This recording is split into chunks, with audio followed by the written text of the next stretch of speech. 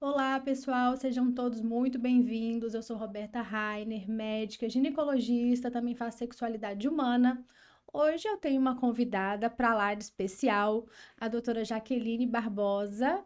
Se apresenta para a gente, por favor. Olá, Roberta, muito prazer em estar aqui conversando com você e com a sua audiência. Eu sou Jaqueline Barbosa, médica, neurologista, com especialização em pesquisa e desenvolvimento de plantas medicinais. Que legal, né? Essa parte fitoterápica agrega tanto e traz um leque de opções, Sim, né? eu lembro que eu fiz a residência em neurologia e, em paralelo, fazia formação em homeopatia e plantas medicinais no Instituto Hahnemanniano brasileiro. De onde é que veio essa inspiração por essa abordagem? Porque eu fazia tratamento com homeopatia enquanto ainda estava Hum, no ensino médio, e aí no uhum. vestibular já entrei para a faculdade pensando em fazer a homeopatia. E à medida em que fui me interessando mais por neurologia, me intrigava o fato de que não havia muita opção à época, e já faz muitos anos, né? Estou falando aí da década do cérebro, quando a gente começou a ter mais pesquisa, mas não tinha muita opção terapêutica para muitas enfermidades neurológicas. Uhum, E já havia uma grande aplicabilidade das plantas medicinais para tratamento de algumas condições. uhum. Então, você tinha para Parkinson, Mucuna pruriens, de conhecimento tradicional indiano, a própria Bacopa monnieri, e eu utilizava muito o ginkgo biloba. Então, por aí eu fui me aprofundando, e aí eu fazia em paralelo, e eu lembro que sofri bastante bullying e bastante preconceito, porque a medicina tradicional na época não estava muito preparada para a força das plantas medicinais, né? Então tinha aquela coisa, porque Jaqueline faz um curandeirismo, uma coisa meio estranha, que não está embasada por evidência, mas hoje já tem bastante evidência, E lá foi você felizmente. atrás de fazer ciência e trazer o embasamento para isso tudo? Também, muito por isso, né? Mas aí, na verdade, eu acabei me interessando em fazer as aulas sobre o tema e não havia muita referência onde a gente pudesse se basear. E aí comecei a querer pesquisar e usar, até no meu mestrado e doutorado, comecei já a querer avaliar o que era possível fazer, né, nesse caminho de plantas medicinais. Inspirador, né? Você fala, Eu acreditar, gosto muito. usar, viver, ver a referência e ir É. atrás de.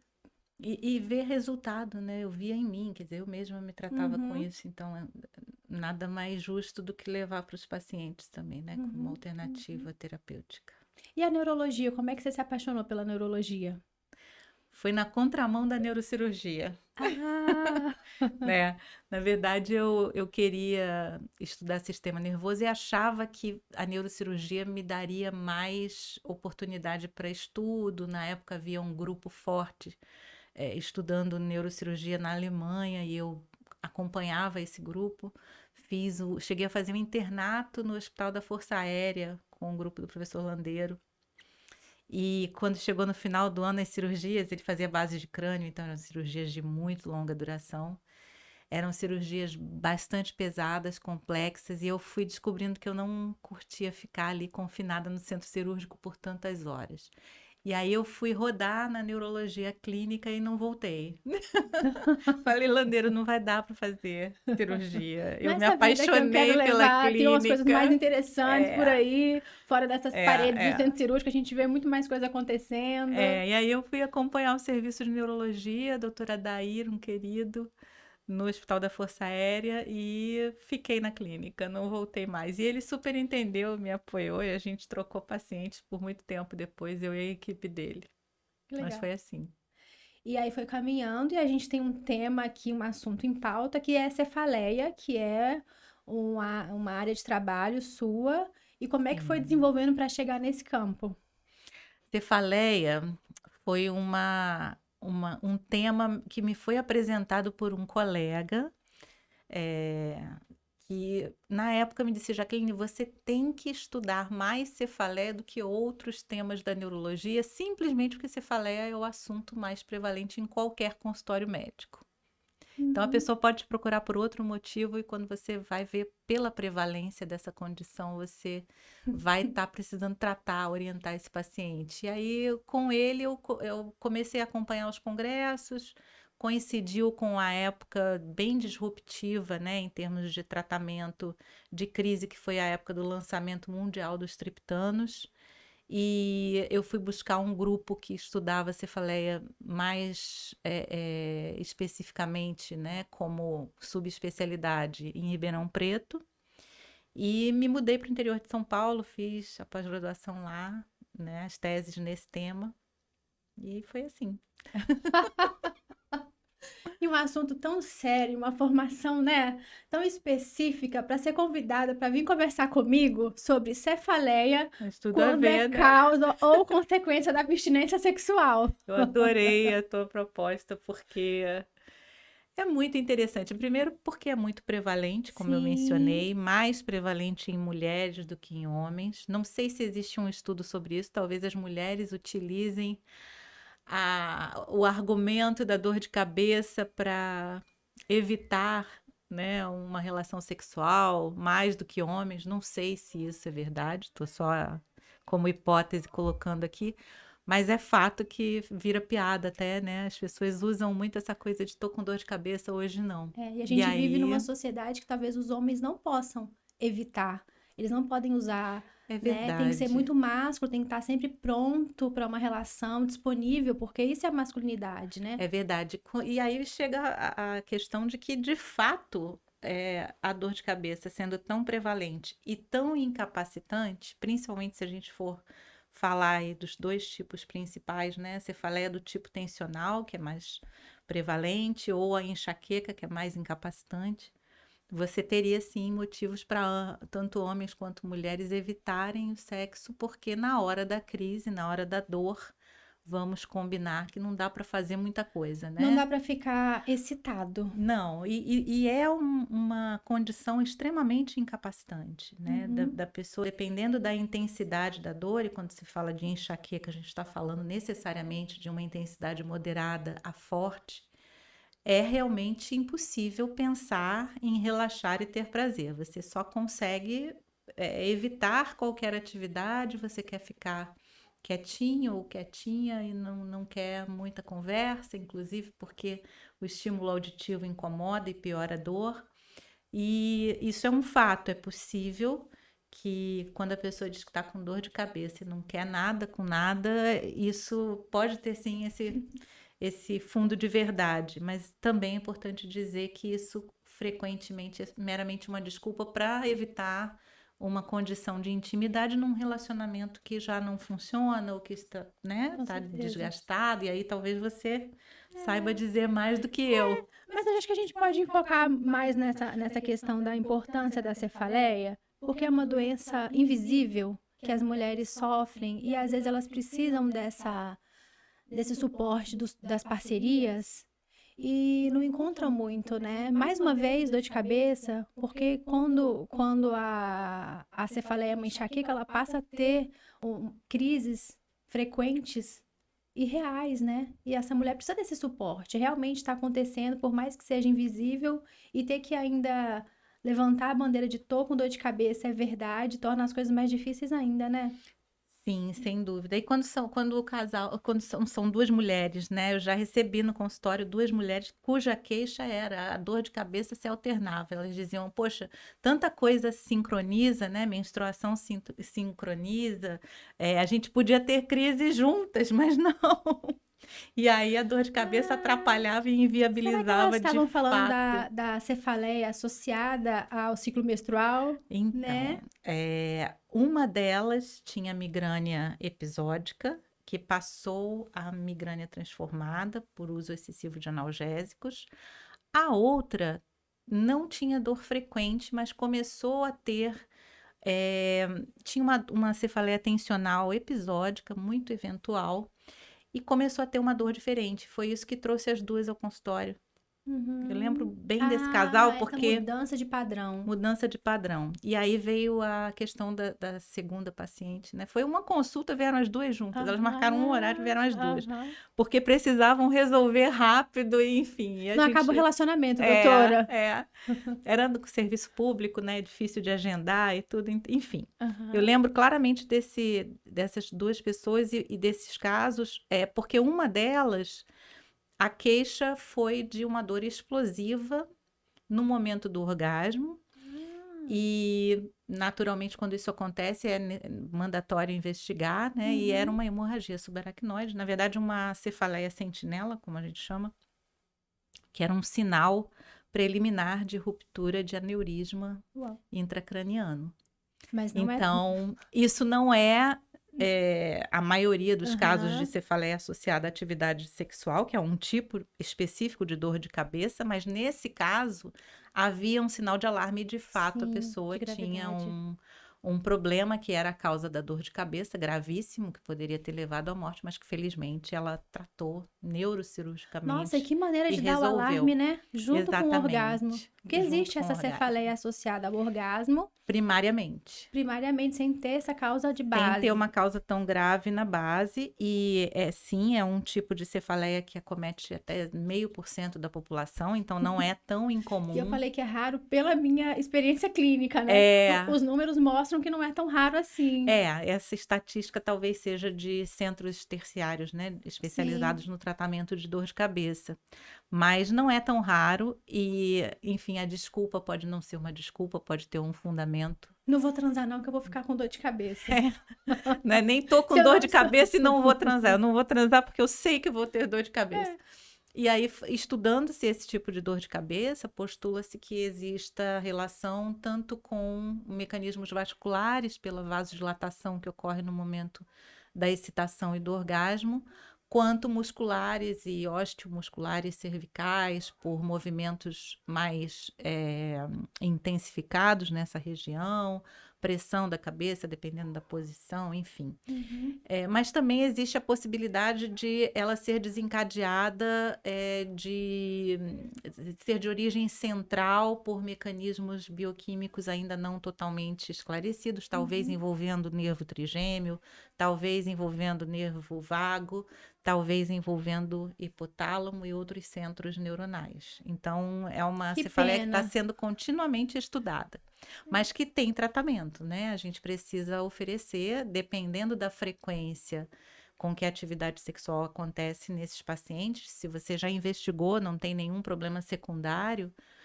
como foi o caso dessa paciente, e a cefaleia se mostra realmente primária, ou seja, não tem uma outra causa a não ser essas disfunções, né, bioquímicas ou vasculares ou neuromusculares, e aí você pode, dependendo da frequência com que exista a relação sexual, fazer um tratamento preventivo contínuo ou episódico. Uhum. Então, antes da relação, ou você faz um tratamento farmacológico para evitar que esse mecanismo desencadeie a dor, ou você faz todo dia, continuamente, uma profilaxia. Acho que eu indicaria diário, né? Porque fazer sexo programado atrapalha um pouquinho. Para alguns casais é a Sim, única sim. maneira de manter uma vida sexual ativa por conta das É que agendas. existem realmente situações em que é previsível, por exemplo, tinha paciente que eu tratei que era embarcado, então tinha data para estar em casa e Uhum, para, né, uhum. a relação acontecer, ou aquelas pessoas que sabem que no final de semana inteiro não vão se encontrar, ou que se encontram uma vez por mês, enfim, tem essas situações Bastante específicas. claro. Mas a maioria demanda realmente um tratamento preventivo, contínuo. Ainda bem que a gente tem maneiras de ajudar essas pessoas. Porque imagina, eu Tem. já tive paciente que chegou e falou: ai, doutor, isso está acontecendo sempre. Então eu percebo que vou ter o orgasmo e paro tudo porque eu não quero ficar com dor de cabeça. É. E aí é bom quando você fala que existe essa descrição, que isso é uma condição conhecida e Meu muito bem Deus. descrita. Uhum.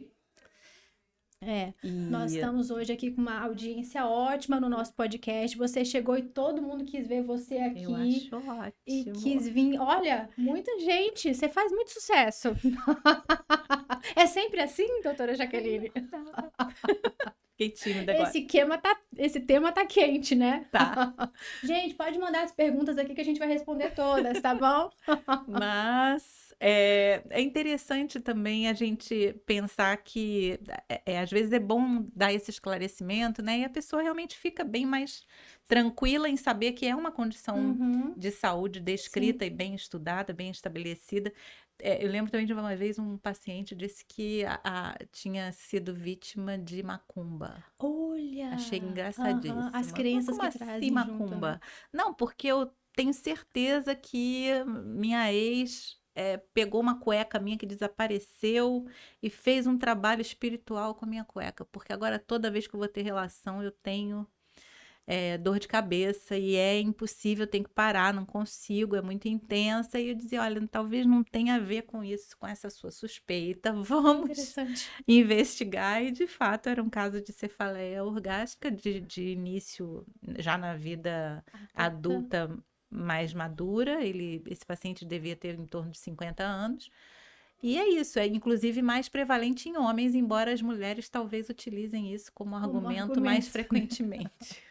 Engraçado que crença ele tinha, mas ele procurou a ciência para ajudar, né? Mas procurou Doutora, ainda bem, você tem né? uma conexão aí com o superior, me ajuda também, né? Não é? Não é? É, então a gente tá vendo que a dor de cabeça pode ser, às vezes, uma consequência daquele orgasmo e pode até te fazer afastar das relações sexuais. Pode ser real, muitas das vezes é. A gente tá aqui fazendo essa, né, essa brincadeira ou essa descontração sobre as mulheres Sim. que usam isso sempre para evitar a relação sexual. E por que que isso acontece, né? Porque tem mulheres que querem evitar a relação sexual com seus parceiros. Aí tem muitos fatores, né? Desde alterações pontuais, estresse momentâneo, né? Do cotidiano, luto, situações disruptivas, né? De mudança de estilo de vida, enfim, tem tantos fatores, não é, Roberta? Acho que você até vê isso com mais frequência no Sim, consultório. Mas sim. tem também a relação que está desgastada, que às vezes envolve agressão, Sim, né? sim, E sim. outras condições em que o problema é o relacionamento, Acho que a primeira coisa a gente tem que né? saber é como é que tá o relacionamento, como é que tá, Exatamente. né, essa qualidade do relacionamento. Muitas pacientes acreditam que pelo fato de não brigarem, de não ter, é porque o relacionamento tá bom. Pois é, tá morno, né? Mas tá Tá, bom, porque tá conhecido, tá familiar. porque não tem ali uma agressão, não tem ali um desrespeito, não tem uma coisa maior, mas Não só se trata disso. é, E tem outras questões, né? Pode ser também que a pessoa esteja enfrentando um problema de saúde, outro que não uma cefaleia primária, às vezes uma condição sistêmica, e que a gente sabe que também pode abalar, né, a uso de libido. psicofármacos, né, tá cada Uso vez de mais fármacos, sendo sem dúvida, diagnosticado depressão, sim. ansiedade, burnout, e a gente tem que tratar a saúde mental em primeiro lugar, né? Sem dúvida, problemas também endocrinológicos, né? Até o uso de fármacos para regulação metabólica, a gente sabe que também podem causar alteração de libido. Uso de drogas, né? Uso social ou adulto de drogas ilícitas, Sim, algumas também sim, interferem com sim, sim. libido. A gente tem que lembrar que o álcool, ele é esse, Dose dependente na né? excitação, É, né? exatamente. Então, às Sim, vezes as pessoas querem tomar alguma coisa para deprimirem o inibitório, é né? verdade. E aí, só que chega um ponto que inibe tudo, né? Dependendo da Bem dose. típico, né? Tem que se encontrar a dose ideal. É, aquele vinhozinho para O vinhozinho para relaxar, para relaxar. promover o encontro, a erotização do casal, e é Isso. mais que o suficiente, né? Exato. E aí Tá a bom. curva não pode inverter, né? Não É, pode chegar num nível de embriaguez que que impeça impeça. a excitação, que é o que acontece com doses mais altas. E para uma população específica, lembrar do desejo sexual hipoativo da menopausa, que aí tem uma causa Sim. específica que a gente pode tratar. Sim, isso é bem prevalente, né? Acho que é o teu dia a dia também no consultório, quando você pega as mulheres na fase de Muito. É, climatério muito, doutora, e não. menopausa. E é curioso, Roberta, que nas culturas tradicionais, né, se você pegar principalmente populações indígenas, populações com uma cultura mais matriarcal, a menopausa é o período em que a mulher está no ápice do desejo, porque ela né, nessas culturas não tem mais as responsabilidades, né, anteriores de cuidado com a família ou quaisquer outras que sejam no trabalho, talvez já estejam se aposentando, enfim. E é o momento de glória da mulher em que ela está na sua mais alta exuberância e com a libido a todo vapor. Isso é cultural. E eu acho que a gente tem muito, principalmente no Ocidente e muito no Brasil também, né? Essa questão da valorização da imagem, O enfrentamento do envelhecimento aqui é muito o pesado, né? etarismo, exatamente. E isso pesa bastante e traz uma carga que acaba eh, anulando a libido antes mesmo que fisiologicamente isso seja uma questão, A né? mulher não se vê mais como um ser erótico, Exato, porque a desejável, sociedade só dava valor enquanto ela tinha um corpo jovem, né? Não sim, tinha a conformidade de um corpo 40 a sim. mais, ou os cabelos brancos, ou a distribuição de gordura corporal que vai mudando com o tempo. A gente não vai vendo beleza nisso, né? Exatamente, é uma pressão imensa e, de novo, uma coisa super prevalente, né, como queixa, né, nessa população. A autoimagem, né?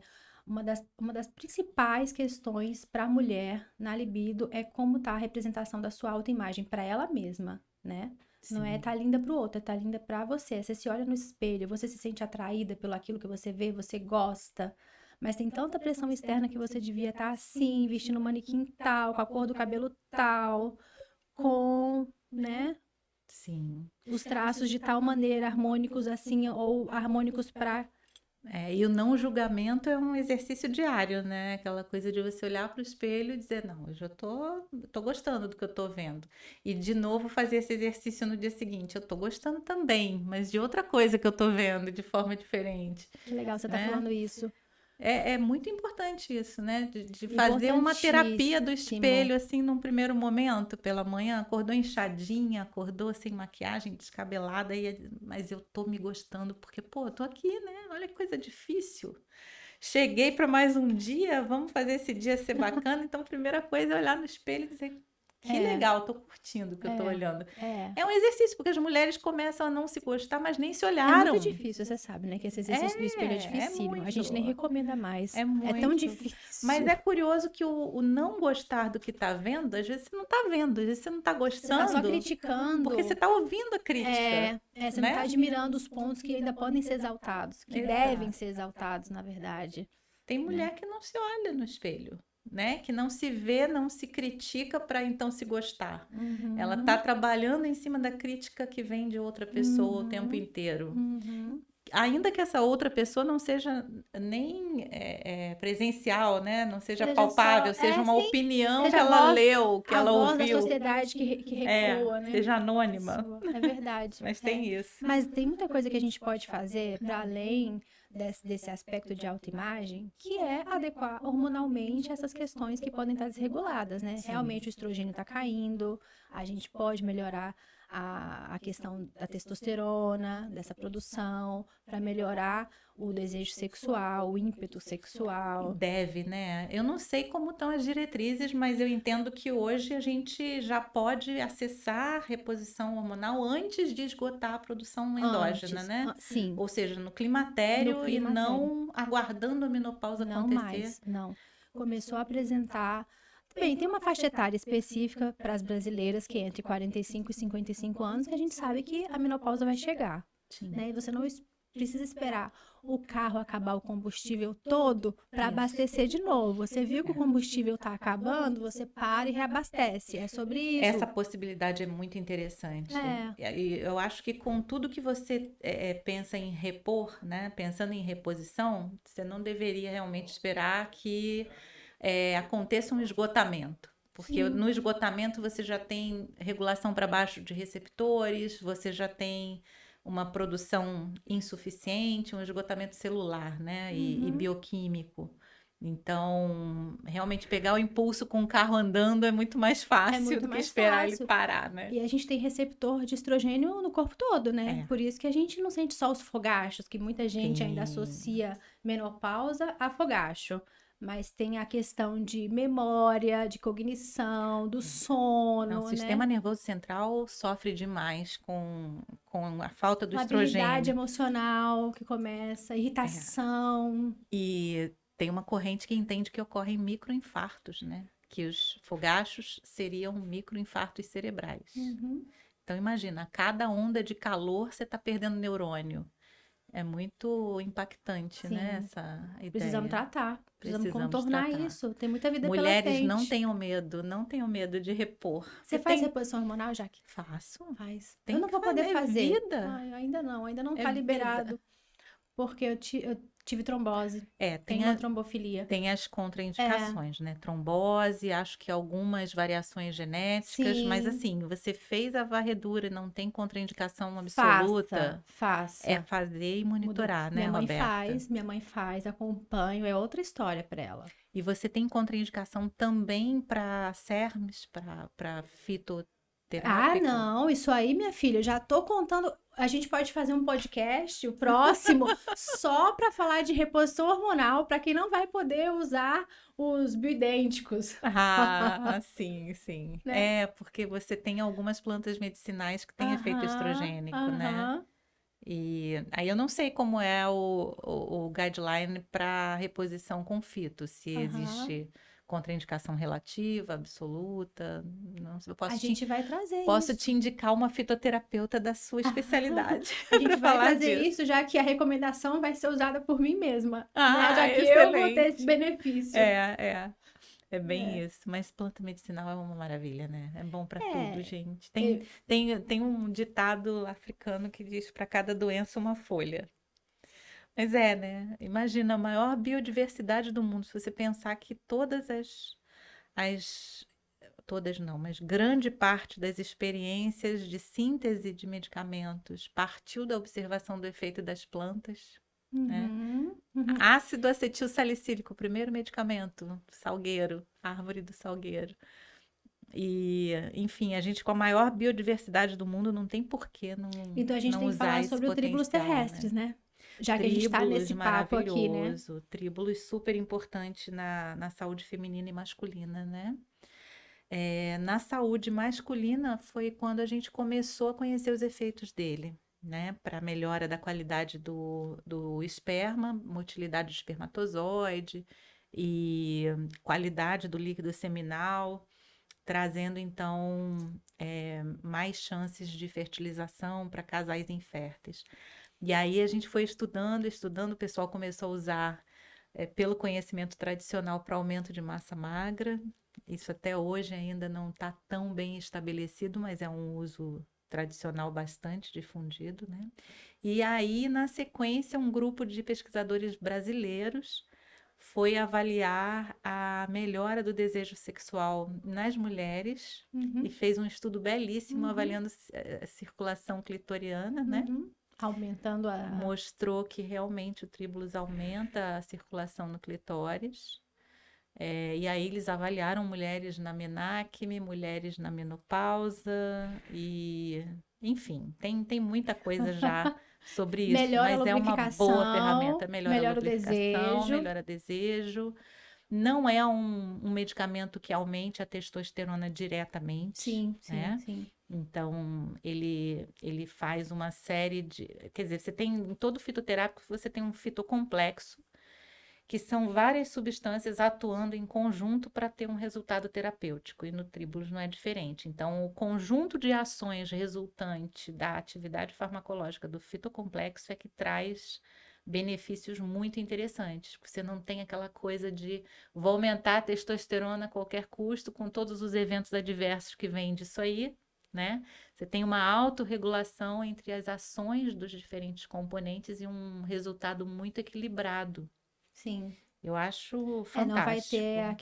aquela possível queda de cabelo, Não tem efeitos aumento do volume do androgênicos. clitóris, É, engrossamento da voz, pelo não, em lugar indesejado. não. E por outro lado, você observa essa orquestração de efeitos como se você estivesse realmente com a produção endógena, Endógena. né? Não vai Que ser dose suprafisiológica. é muito de microdose, é muito de efeito sistêmico em rede, Eu né? brinco com as pacientes e falo, olha, vai te transformar numa gatinha, não numa leoa. Isso, muito bom.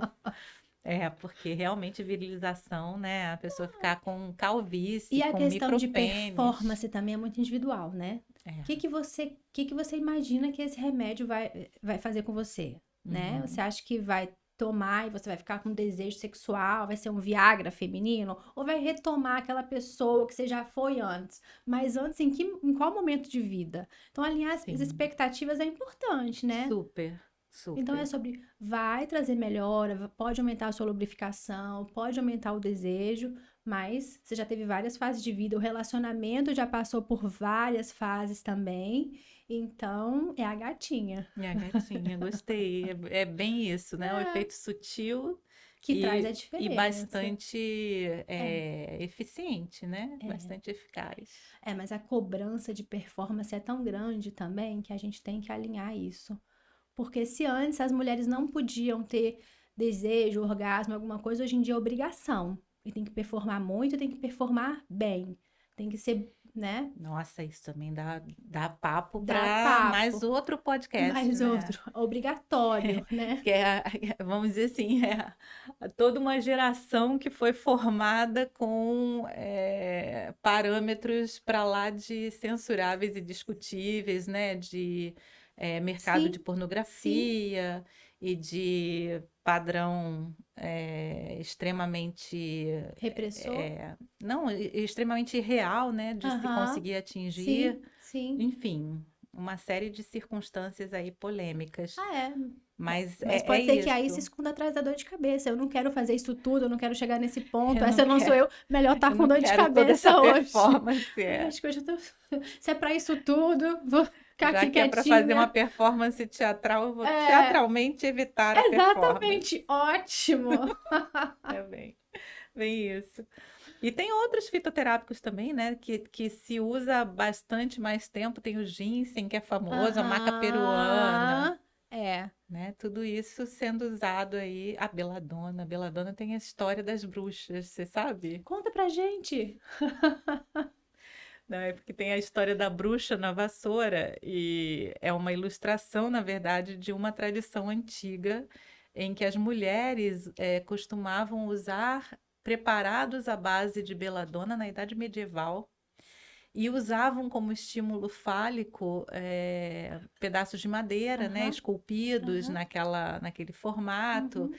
Então, acho que a viagem da vassoura, na verdade, era a viagem do prazer, Olha! estimuladas pela Aham. beladona, e aí usou-se essa Gente, o alegoria da pessoal já vai bruxa na querer que eu vassoura. prescreva essa beladona junto aqui com o Não, mas negócio, isso viu? era na Idade Hoje em Média. dia a gente já tem outras coisas. Hoje tem coisas mais seguras. A trofa beladona é um bom vasodilatador, mas tem muito efeito colateral. Ah, é isso aí. Que também tem Bom, isso, a gente tem que lembrar que planta medicinal não é porque é natural que não tem evento é adverso mesmo, né? associado, né? Aham. Parece que é É, tudo plantinha e tá tudo liberado. não. Vamos colocar tudo junto, quanto mais melhor. Quanto mais melhor, não. A planta, ela produz metabólitos secundários porque ela não sai do lugar. Então, ela precisa se defender de agressores e tudo mais, além, né, de promover a polinização e se reproduzir, enfim. Mas tem muito do veneno que a planta é capaz de produzir e a gente tem que saber, né, qual é a quantidade, qual é a espécie que pode ser usada e tem toda essa questão também, né, de Uhum, segurança. uhum. Para isso a gente já acha pronto, em doses É, aprovadas. as bruxinhas não tinham a indústria ao lado delas para Não. controlar e padronizar as plantas medicinais. É, é isso.